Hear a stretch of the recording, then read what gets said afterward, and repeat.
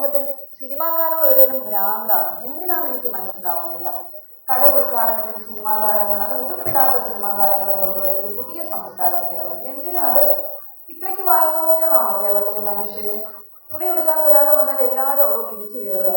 ആ രീതിയൊക്കെ മാറും. അത്താഴം പറയണമെന്നേ, നിങ്ങൾ തുണി എടുത്ത് വന്നാൽ മതി എന്ന് പറയും. ഇതൊന്നും സദാചാരവാദമാണെന്ന് പറയാൻ എന്റെ നേരെ ഇടി ഉണ്ടാക്കാൻ വരരുത്.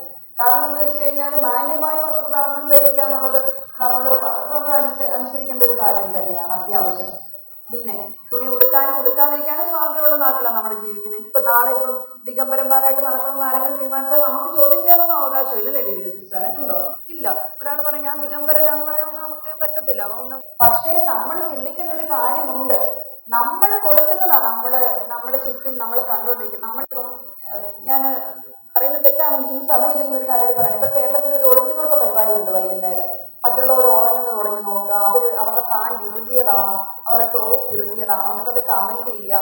ഇങ്ങനെ കുറെ വായുനോട്ട പരിപാടികൾ നമ്മുടെ നാട്ടിൽ നടക്കുന്നുണ്ട്. അത് അനശ്വരനായ നടനാണ്, ഭയങ്കര മിടുക്കനായ നടനാണ് മോഹൻലാലിന് ദാദാസാഹിബ് ഫാൽക്കെ അവാർഡൊക്കെ കിട്ടിയിട്ടുണ്ട് അദ്ദേഹത്തിന്. മീഡിയയിൽ എന്നുള്ള ധൈര്യത്തിലാണ് ഇതൊക്കെ പറഞ്ഞത്. നാളെ എന്നെ ഏറെ കേട്ടു എന്റെ പൊന്നമ്മോ.